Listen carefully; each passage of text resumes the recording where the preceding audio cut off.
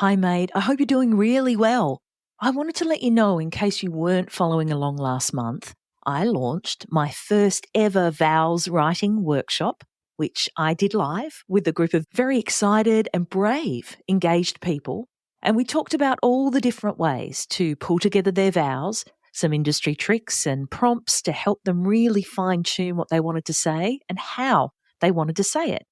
We spent an hour because we had some Q&A at the end, and they were able to ask their specific questions because we did it live. But we really dug deep on what makes them tick and how they really want to express themselves to their future spouse, husband, or wife. I think some were surprised at how open their vows could be because there really are no limitations. As long as you've covered off, if it's a legal ceremony you want to become a married couple at the end of it, you obviously need to abide by your local government as to what makes a ceremony legal, totally. But over and above that, we can convey ourselves any way we feel comfortable, any way that lights us up. And because there are so many different approaches to that, I think a lot of people find it overwhelming and a little bit scary and like it's going to take forever to get those emotions, those memories, the affection you have for each other, and all the times that things have gone right and some of the times that things have gone wrong, which are absolute gold for wedding vows. And so we dug deep and we shared openly, which was a testament to the people who showed up and took part in the workshop. And they walked away just feeling really heard, understood and empowered, which is, of course, what wedding vows are meant to be doing. So anyway, I did this live workshop last month. And the good news for you is that the attendees loved it and I loved it so much that I think I want to do it again, that I want to schedule another live workshop where I can, one to a few, chat with you about your wedding and your personal vows, how you want to say them, if you want to say them. And that was another part that we discussed, was whether or not it was right for these particular attendees of the workshop to say, as in verbalize their vows, or whether there's another way that they could communicate them while still respecting the people who are attending the ceremony and not shortchanging them or making them feel slighted in a way.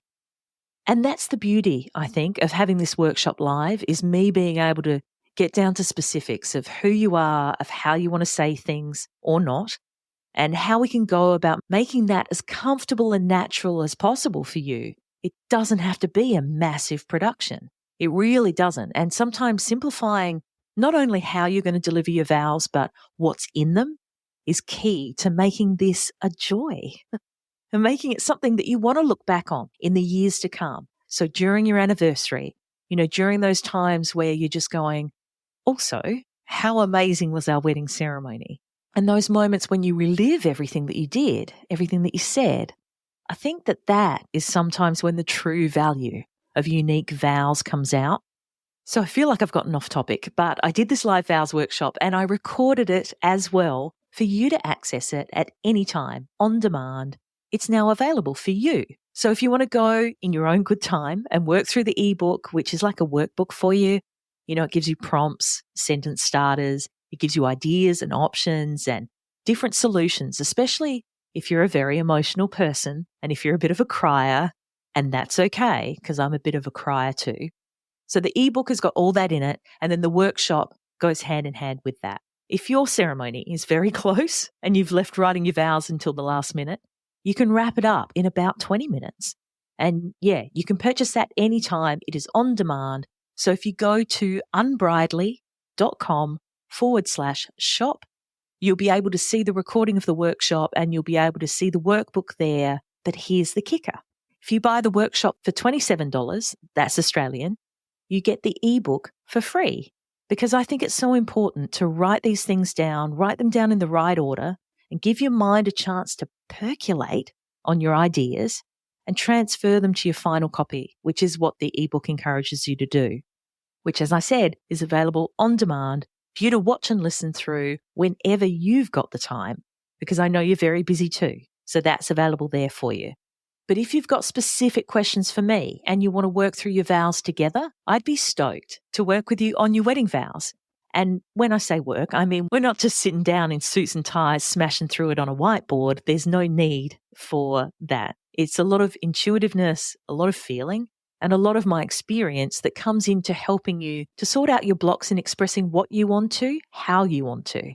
So if you would like to do that, and if you're excited for the next live vows workshop that is yet to be scheduled, you can DM me at Unbridely, and I'll let you know exactly when that's teed up. I'll try to set a time to make it as accessible as possible to everyone worldwide, because I know that I'm not just chatting with my Aussies in my backyard. I'm chatting with people all around the world. And hello, and thank you for listening.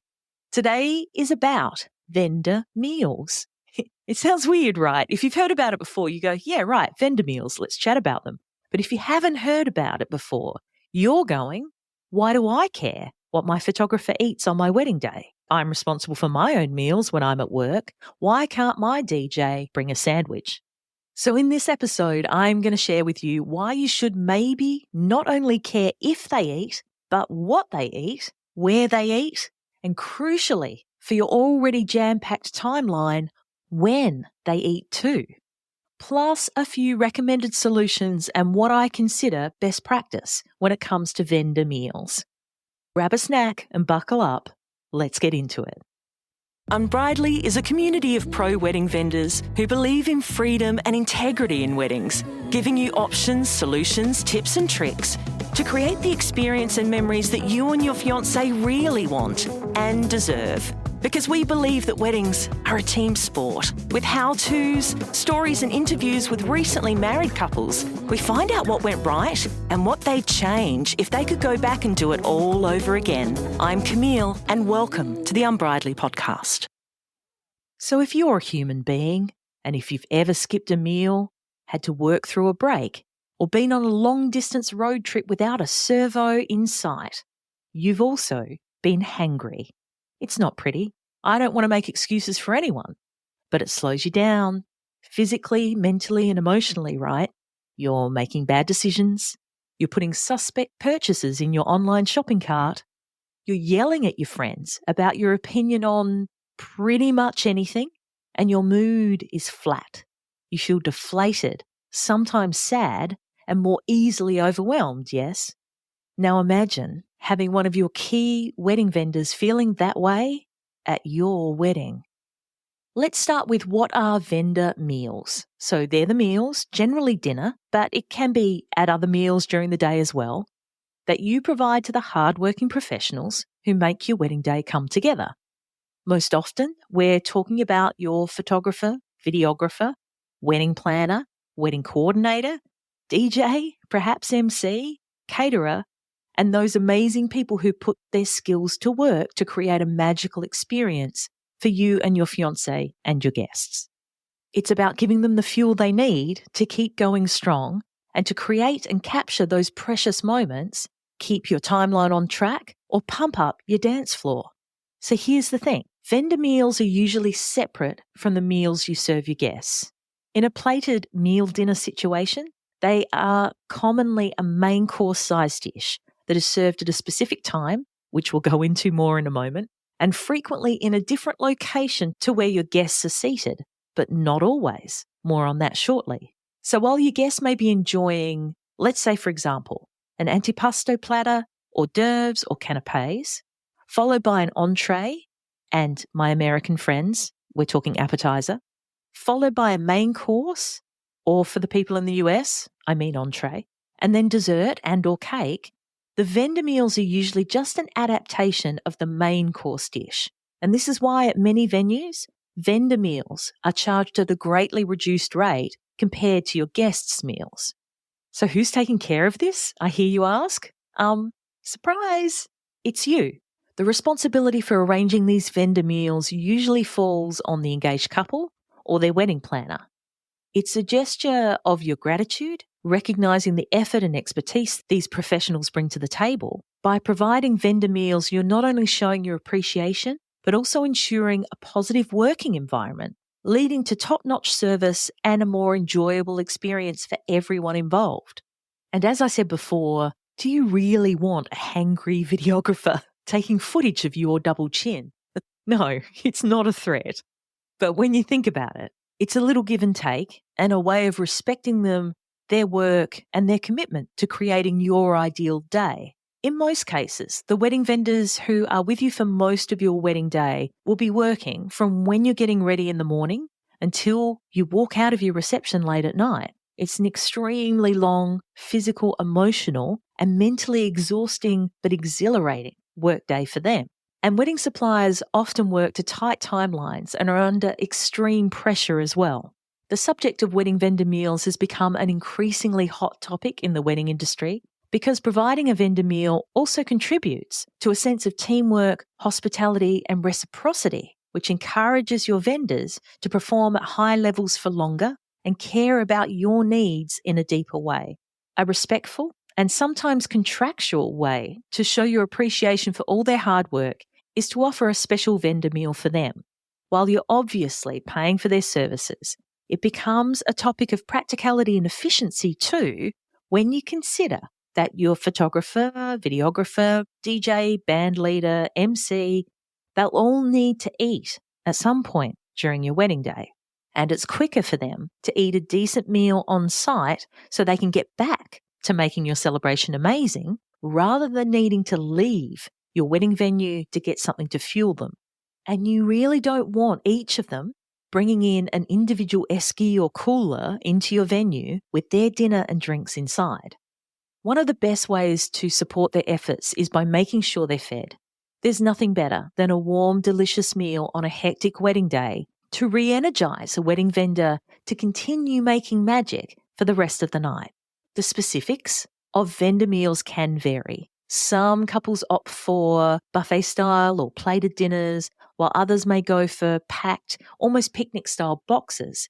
So it depends on the formality, location, and timing of your wedding as to what might be appropriate. So the next question that many couples ask is, where do vendors eat these meals, and do I have to add them to my seating chart? Here in Australia, most vendor meals would be served in a different space or room away from your guests, which makes sense because your DJ, for example, probably wants to get off their feet, go somewhere a little quieter, enjoy a meal and some downtime without needing to make small talk or field questions or take song requests before hyping up your reception for the rest of the night. But I've only recently learned that culturally, and thank you to Tony from Wilson Lewis Photography and Luke from Luke John Photography for wording me up on this custom, in Greek and Italian circles, and possibly others, please DM me, let me know, it's considered not hospitable or being a good host to make the vendors sit separate from your guests to have dinner. Generally, it's expected that everyone involved in the wedding would all be together in the one space. Some Australian heritage couples also want their vendors to feel more a part of the day and seat their vendors at the guest tables. So it's not completely out of the ordinary, but never expected unless it's something you really want to do for them. But then I got into a discussion with Luke and Tony about how much I wouldn't really love that. Because I'm an introvert at heart, I need my space and I need downtime to recharge after extended periods, communicating and interacting with a lot of people. So for me personally, that wouldn't be a break away from my work. Each to their own, of course, but I'd highly recommend that you chat with your vendors well ahead of time about their needs and expectations around where they're seated for their meals.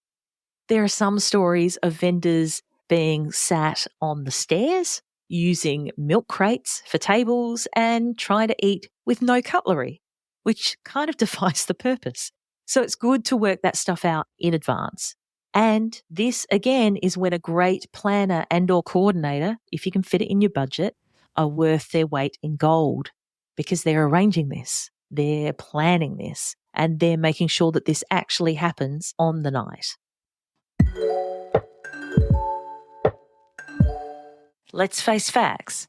You've always been the planner and the organizer, and your fiancé's eyes glaze over a little when you start talking about the details of your wedding day. But you really need someone to share this all with, to bounce ideas off, and someone who's not going to ruin the surprises, but also be supportive and maybe even offer a different perspective. So when you're needing to get a second opinion about your bridesmaid, your in-laws, or your first dance song, Unbridely Couples is your safe space. Unbridely hosts a private Facebook community where modern engaged couples can share ideas, chat, and solve problems, and generally just get freaking excited about their wedding. We also have a curated list of experienced wedding vendor professionals in there to offer suggestions and tips, insight into how to get the most out of your big day. But with no unsolicited DMs or pushy sales tactics, it's just not what Unbridely is about. So you can search for the Unbridely Couples group on Facebook or just click on the link in the show notes. I'll see you in there. And then the next big question that engaged couples ask is, when do wedding vendors usually eat their meals? So the timing of these meals is crucial as well. You want to make sure that your vendors can replenish and refuel without disrupting the flow of your wedding day. Luke says, and I believe this to be possibly best practice for when to serve vendor meals, he believes that the best time is at the start of or during the meal service. So think about photographers and videographers, for example. They don't want to take photos of you shoving food in your face, of laughing with your mouth full. It's a great opportunity for your vendors to be able to, for example, the DJ is putting on some dinner music, usually something in the background. It's not when the dance floor's pumping because you want everyone at their tables. They've put on some dinner music. Your MC is not needed at that stage because everyone is eating. The planner or coordinator is quite possibly at their busiest at that time. They're running around trying to ensure that everyone has got their meals, that dietary provisions have been accounted for, have been delivered to the right people. So not a perfect time for them. But then who else? Then you've got your maybe photo booth attendant. They're not needed at that stage. Everyone's sitting down eating. Your photographer's not taking photos. Videographer's not taking video. Because generally what happens with timing is the couple who have just gotten married, they get served first, wedding party, immediate family, and then all the guests. And then after that, the vendors get served. Unfortunately, once the vendors get served, it can be 15, 20 minutes after the start of service. And this can mean that the clearing has already commenced. And in another 5 minutes or so, speeches and or first dance and or cake cutting, whatever the formalities are on your timeline, they'll be up next. And this means for the likes of your DJ, MC, photographer, videographer, that they will need to be up, to be ready. And that means that they also won't get to eat. So as you can imagine, the earlier in the food service that your vendors can sit down and have a meal, the more likely they'll get to eat it, the more likely it'll be hot, and the less likely it'll be that they disrupt your timeline flow or hold anything up while they're just trying to, chow down on something. The alternative strategy is to allow time for the photographer, videographer, DJ to eat at the end of service. And this seems to be the preference for many caterers. But often this time isn't accounted for in the timeline, and it's not remembered to add 15, 20 minutes in there. And commonly there isn't 15 or 20 minutes space in a wedding timeline. It's bang, bang, bang. As you're enjoying your delectable main course, it's highly unlikely that you'll want professional photos of you chowing down. This makes it an excellent opportunity for your vendor team to be fed too, because you can also bet, straight after you've eaten, that other formalities will be scheduled that you want to have captured. If it's at all possible, arranging the order of food service so it's yourselves, the people who've just gotten married, your wedding party, and your immediate families. You want your food first, followed immediately by your wedding vendors, before the majority of your wedding guests. It means that everyone who's required for the next tradition, custom, or special surprise is ready to go at the same time. So to wrap it all up, number one, have a look at your vendors' terms and conditions or contracts. Some vendors require a meal and the specifics are in there. Otherwise, it's just a quick question. Do you have any dietary restrictions when it comes to your vendor meal? This shows them that you understand that they want and need to be fed, and that you're making arrangements for that. Number two, ask your vendor before adding them to the seating plan, but please make arrangements for your vendors to be seated somewhere.